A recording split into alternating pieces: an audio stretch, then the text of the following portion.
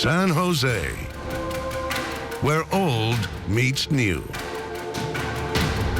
A town rooted in history and opportunity. A city built on innovation and the dot-com boom. But Gonzaga isn't just another internet startup or overnight sensation. In Zagville, business has been booming for nearly 2 decades. Mark Few, a Fortune 500 head coach with 500 wins to prove it. And in Silicon Valley, if you're going to corner the market, you've got to put together the right team. Nigel Williams-Goss, the number cruncher. Jonathan Williams, the chairman of the boards. And don't forget security. You wouldn't want someone hacking the system. It's boom or bust in this town, and Gonzaga's stock is soaring to an all-time high. 2 wins away from making history, but 1 loss away from becoming history. So bring on West Virginia, Arizona, and Xavier. The road to the Final Four goes through California. And Gonzaga's drive for the title starts right now. Hello, folks, and welcome to San Jose, California, home of the West Region's Sweet 16 and the Elite 8. And, folks, Gonzaga now just 2 wins away from an historic first-ever trip to the Final Four. This is Drive for the Title. I'm Sam Adams. And I'm Lindsay Joy. We are inside the building, affectionately known by the locals as the Shark Tank, and the Sharks are circling in the water here in San Jose. All right, let's get you ready for this one. Gonzaga and West Virginia, they took 2 very different paths to get here. The Zags cruised through the West Coast Conference to earn the top seed in the West. They lost just once, while at one point winning 21 straight by double digits. Meanwhile, the Mountaineers had to claw their way through the Big 12, finishing in a 3-way tie for 2nd place in their conference. They lost 8 games, but by an average of 4.5 points. The first time West Virginia didn't lose a game by single game by double digits since 1961. Bottom line, expect a tight one when these 2 teams take the floor on Thursday. A lot of it's mental because it's going to be a real up and down game, real chippy game. We know West Virginia is tough, so there's going to be times where we make turnovers, but it's a big next play mentality game where we have to, forget about the mistakes and, just come back and make the next play. Psychology is a huge part of sports everywhere, but these guys are physical. I mean, there's nothing psychological about how physical they play and how much they reach and poke and grab and hit and just how anticipatory they are and how good they are at what they do. It's kind of tough for a team to try to mimic what we do. So if we get out there and, just give it 110% and, go all out, we think we can win again. Wow, shots fired by West Virginia there. Quite possibly the best defensive unit we've ever seen from Gonzaga in the Mark Few era. Offensively, though, they've never seen a defense quite like this. Yeah, tomorrow night they will meet the press, a relentless full-court press that is second to none in college basketball. It takes a lot of poise, and you got to be able to get comfortable, handling the ball. Got to be comfortable to play under pressure. And it takes 5 guys to beat the press. I mean, a lot of teams go into press with limited spacing, and that's not what we want to do. We want to get maximum spacing. We want to get people in the available spots so we can make the open passes. In practice, we've been breaking presses for 80% of the practice, just trying to figure out ways like what guys can handle what places to dribble to, make sure we don't dribble into the trap zone, stuff like that. And just at the end of the day, just staying calm and staying strong and not turning the ball over. So here's a closer look at the Mountaineers from West Virginia. They are 28-8 this season, 12-6 in Big 12 play. Good for a 2nd place tie in the conference. Now this season, the Mountaineers have been giant killers of sorts. They picked up 3 wins over teams ranked in the top 6 in the nation when they played. That, of course, includes a 16-point domination over the 2nd-ranked team from Kansas. All right, the Mountaineers and Bulldogs no strangers to each other. The teams meeting up 3 times. GU picking up all 3 wins. The most recent meeting coming back in December 2013 when the number 20 Zags traveled to Morgantown. Gonzaga trailed by 10 in the second half of that one. Kevin Pangos leading the comeback, propelling the Zags to the 80-76 win. Pangos with 18 in that one, including 11 in the final 6 minutes. Only 2 players on the current rosters of these teams saw time in that 2013 matchup. Shimek Karnowski with a team-high 19 in that one, while West Virginia's Nathan Adrian had 3 points. And, folks, we're just getting started here on SWX's Drive for the Title. When we come back, we'll take a closer look at Zags head coach Mark Few, his historic milestone victory that came here in the NCAA tournament. Plus, Gonzaga transfer Jonathan Williams may be quiet off the court, but on the court, he lets his play do all of the talking. We are taking a closer look at the man they call J3.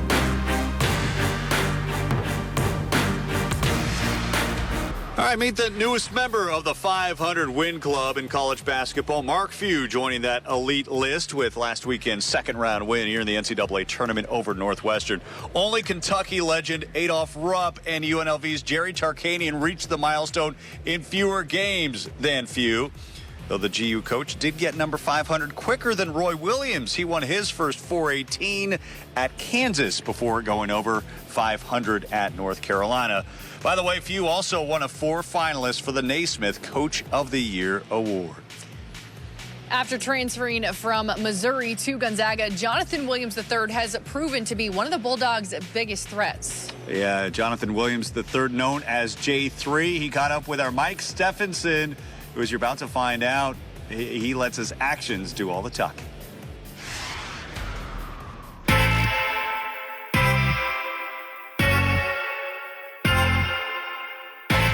Jonathan Williams doesn't care much for attention. He'd rather it be on others. We got Joe Friesen next to me right now. He likes to shoot the 3. He can dribble with the right hand, attack the basket, but he's just a lethal 3-point shooter, though. To be honest, how many times have you been maybe guarding him and he burns you a little bit? It never happened before. Like, I'm too long and athletic for him, so that's not going to happen. So You got some of that.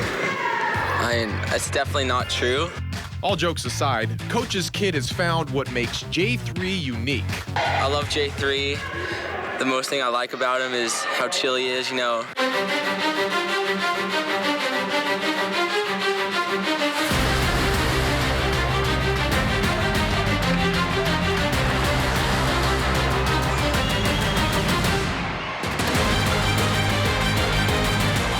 my mother or my father said something about, like, when you step in between them lines, like, you got to turn to something else.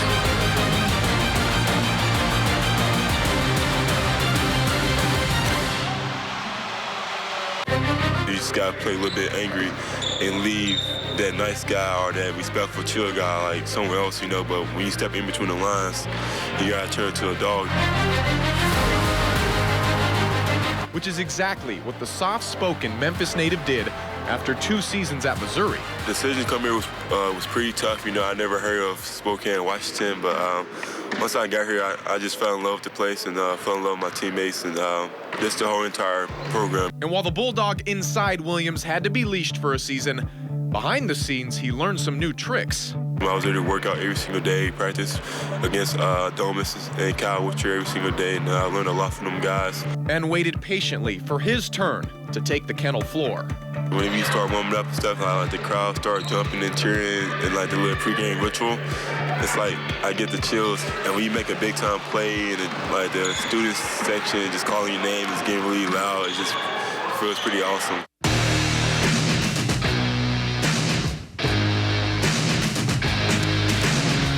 And J3 has felt pretty awesome a lot, emerging as the team's relentless rebounder, shot blocker, and rim punisher.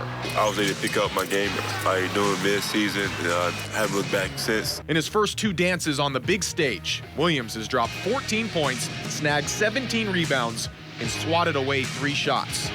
All for a goal bigger than any individual and fit for a ferocious pack of Bulldogs. To be a part of something special, the guys on the team, we all work extremely hard, and I just feel extremely blessed to be with these group of guys and to be playing in this tournament. So it's just a dream come true, like I said. We're just going to work hard and just play every game hard as we can.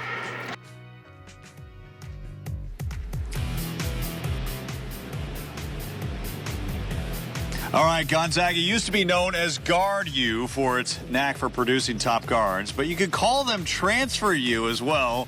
All the Zags who have finished out their college careers in Spokane but started elsewhere. Dan Dickau, the first notable player to transfer to Gonzaga, came over from Washington in 2000 while earning All-American honors his senior year in 2002. Kyle Wiltshire continued that trend when he transferred from Kentucky, where, of course, he won a national championship as a freshman. The Zags loaded with transfers this season. Jonathan Williams, Nigel Williams-Goss, and Jeremy Jones all had to sit out last season before playing this year. Meanwhile, Jordan Matthews, a graduate transfer, of course, he was able to play the moment he enrolled after coming over from Cal. All right, we're going to take another timeout here from San Jose, California, on this special edition of SWX and the Drive for the title. When we come back, we're going to take a trip down memory lane and look back at some of those Sweet 16 teams at GU. Plus, we are talking to a couple of guys who know Gonzaga better than anyone else. Our roundtable conversation with John Blanchette and Jim Meehan of the Spokesman-Review coming up next.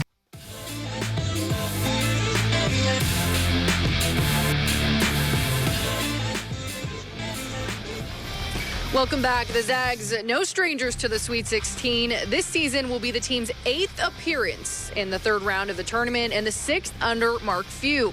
Here's a look at the 6 games. Now, the results have not always been great for Zag fans. The team is 1-5. The one win, of course, came back in 2015 when the second-seeded Zags topped an underdog 11th-seeded UCLA team. Well, very few people have been with the Zags every step of the way for their tournament appearances, but we found a couple of guys that have been. Sam Adams now with John Blanchette and Jim Meehan of the Spokesman-Review. All right, as we get you ready for the Gonzaga-West Virginia game, who better to talk to than Jim Meehan and John Blanchette, two gentlemen who know the team very well. We'll get right to it. The press. They call them Press Virginia for a reason. Nobody does it like Bobby Huggins and his team. Yeah, it's a unique press. I mean, they're going to contest every inbounds pass. I think you saw with Notre Dame, they had trouble getting the ball in bounds. Every bounce, every dribble, there's going to be a contest on that. And sometimes it's not even just the turnovers. It takes you 8 seconds to get over the half-court line. It takes the shot clock down when you're trying to set up your offense, and you're just and the flip side is they'll speed you up. They'll make you do things you don't want to do. So I think they're going to have to really show poise. They're going to have to beat the press and score on it. And then when they do beat it and don't get a breakaway, they're going to have to set up the offense and make West Virginia pay. So much of this seems to be psychological, that they kind of get in your head, they try to fluster you a little bit. Does that play to a Gonzaga strength in that outside of the BYU game, we haven't seen this team really get flustered or panicked? That's true. They're an experienced lot. You've got some veteran players who've played in power conference situations before, so they're not going to be intimidated. Still, that's 20 turnovers a game that West Virginia averages. That's like 2.5 more than anyone else in the country. That's extreme pressure. And Gonzaga's had some trouble sometimes with turnovers in various games this year. It'll be interesting to see how they handle it. All right, as we talk about Gonzaga and their head coach, Mark Few, obviously you're doing a profile about him, the 500 wins, and to do it in the manner he has, John, and how quickly he has done it. I mean, I don't know if there's a better coach in America with the resume that he's put together. Well, I mean, the numbers speak for themselves. Third fastest to 500 in the history of NCAA Division I coaching. And I think a lot of those wins that people probably don't recall, they'll think of, oh, yeah, there's a lot of WCC wins in there. There's a lot of NCAA victories, 23 of them, and a power conference record that rivals really any coach in America. I know probably the message boards, there are Gonzaga haters out there, for better for worse, you guys know. And a lot of them just say that their thing they hang their hat on is talk to me when they reach the Final Four. Fair or unfair, that's the expectation of people who think Gonzaga is quite frankly overrated. Does a Final Four define this team? Is that what it's going to take to define this program in the eyes of the haters? Well, Mark will tell you the whole journey, the season's journey, 5-6 months is what he signs up for. But that is where you get judged. When you've been as successful as Gonzaga's been, I think 19 straight tournaments. They've been to the Sweet 16 7-8 times in that stretch, knocked on the door a couple of times of the Elite Eight. If they could break through, I think that would put them on a different, level nationally, how they're perceived. A lot of those doubters and naysayers would go away. But that's how it comes down. It's what you do in March. Any predictions? Can you guys give me a prediction? What's your insight? I think it's going to be a great game. I'm a little worried about that press, but even more so just the way West Virginia hit shots in that game. They're not really the greatest shooting team, but they hit shots. So if Gonzaga's defense can do what it's done all year, I think they'll be fine. How about you, John? It's a worrisome game simply because Gonzaga hasn't hit its rhythm in this tournament yet. They've had two kind of half efforts in both of their first two games. This is a tough team to get rhythm against simply because of that press and the way they like to junk it up. It's going to be a real test. It's very, very tight for Gonzaga, I think, in this one. Amazing to think if Gonzaga can get past this one, they have a pretty good shot at reaching the Final Four, given the way the bracket lays out. Gentlemen, thank you for your time.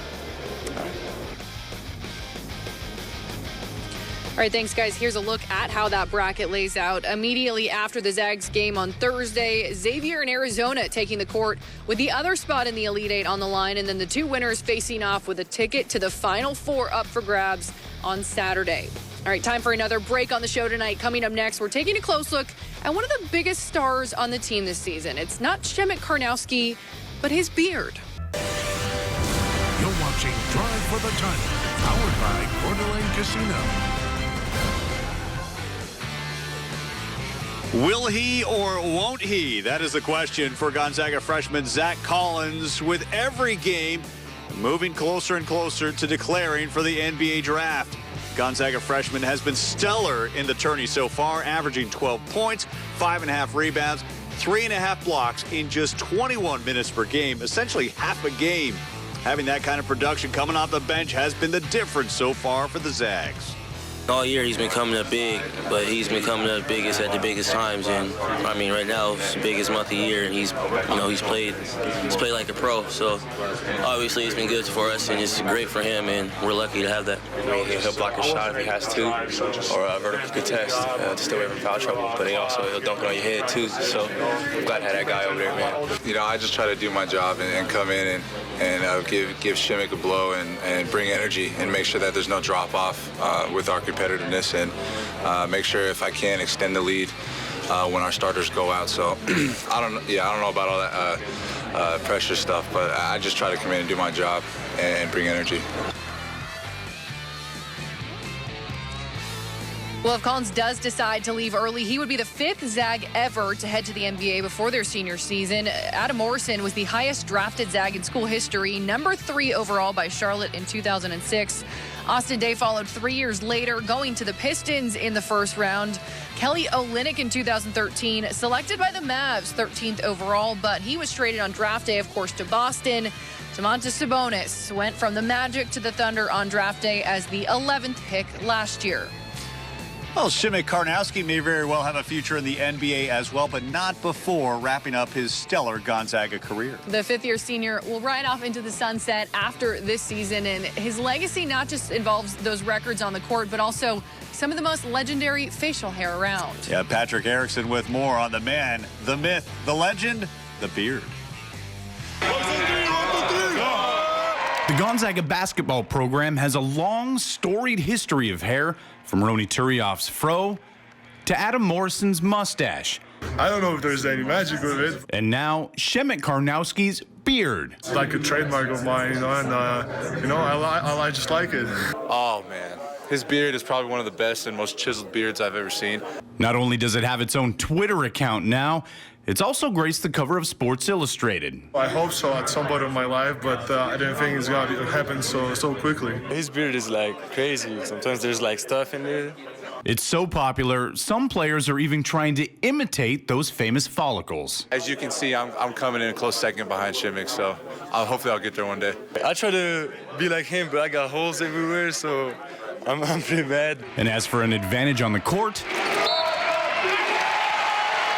6-on-5. His beard is kind of an enemy of the other team in its own. Shimmick's teammates seem to think so. 7-foot Polish guy with a ferocious beard. I'd be a little frightened.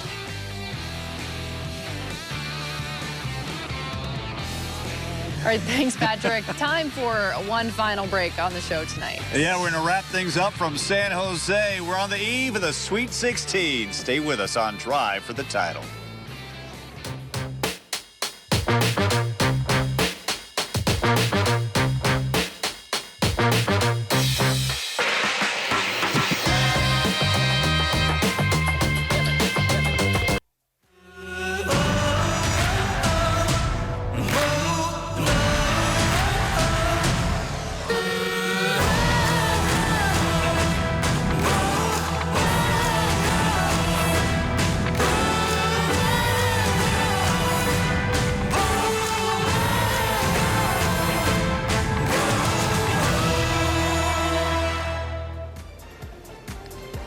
All right, who's ready for some basketball? It is almost time to tip things off tomorrow night. Gonzaga, in its third straight Sweet 16, will take the floor.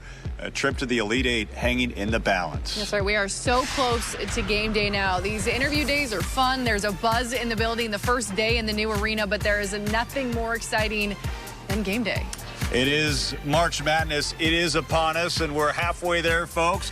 Gonzaga on the doorstep.